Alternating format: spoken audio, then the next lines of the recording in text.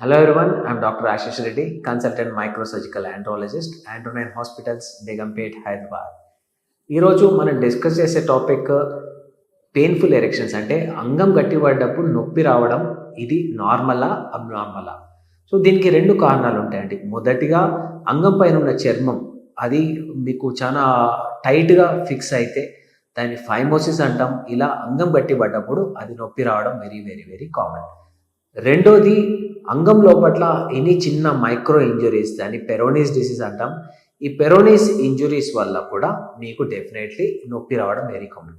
ఈ రెండు కండిషన్స్లోనే అంగం గట్టిపడ్డప్పుడు నొప్పి రావడం వెరీ కామన్గా చూస్తుంటాం. మొదటి దాంట్లో దీనికి ఒక చిన్న సర్జరీ చేస్తాము, దాన్ని స్తుంతి ఆపరేషన్ అంటాము, లేకపోతే సర్కంసీజన్. ఇది చేయడం ద్వారా మీకు ఆ స్కిన్ ఫ్రీగా మూవ్ అయ్యి ఎరెక్షన్ అయినప్పుడు నొప్పి రాకుండా ఉంటుంది, మీకు సెక్షువల్ లైఫ్ బెటర్గా అవుతుంది.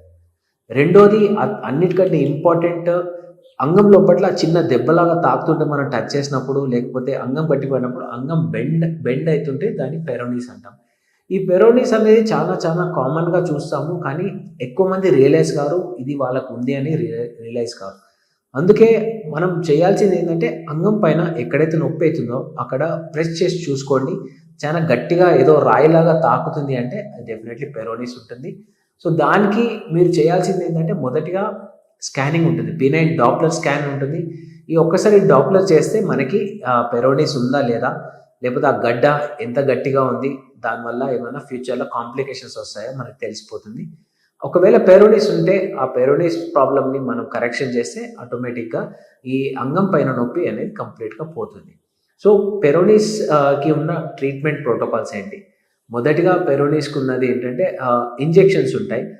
సియాఫ్లెక్స్ అనే ఇంజెక్షన్ ఉంటుంది. అది ఎక్కడైతే మనకి పెరోనీస్ బ్లాక్ ఉందో దానిపైన ఇంజెక్షన్ చేస్తే అది చిన్నగా క్రమంగా మెత్తబడి ఫ్యూచర్లో మళ్ళీ కాంప్లికేట్ కాకుండా అవుతుంది. కానీ ఈ ఇంజెక్షన్స్ అనేది చాలా ఎక్స్పెన్సివ్ కాబట్టి ఇండియాలో మనం ఎక్కువ సర్జికల్ సైడ్ ప్రిఫర్ చేస్తాం, లేకపోతే షాక్ వేవ్ థెరపీ ప్రిఫర్ చేస్తాం.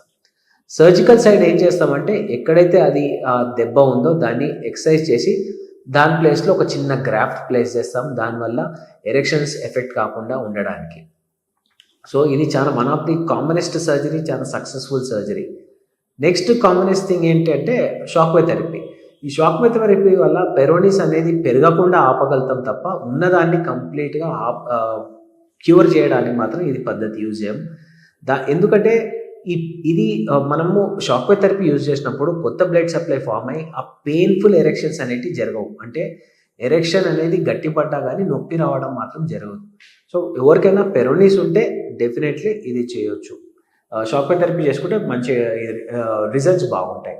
ఇంకా పెయిన్ఫుల్ ఎరెక్షన్స్ అంటే కొన్ని వెరీ వెరీ రేర్ కేసెస్లో ఇన్ఫెక్షన్స్ వల్ల కూడా పెయిన్ఫుల్ ఉండొచ్చు. ఎందుకంటే అంగం లోపల మూడో దారి ఉంటుంది మూత్రం పోయడానికి, ఆ దారిలో ఎనీ ఇన్ఫెక్షన్స్ ఉంటే మూత్రం వేడిగా రావడము, చాలా మంటలు ఇవ్వడం, ఇలా ఉండడం వల్ల కూడా ఇక్కడున్న నొప్పిని మనం మొత్తం అంగానికి నొప్పిగా అనుకుంటాం కాబట్టి అది కూడా one of the common reason painful ఎరెక్షన్స్కి.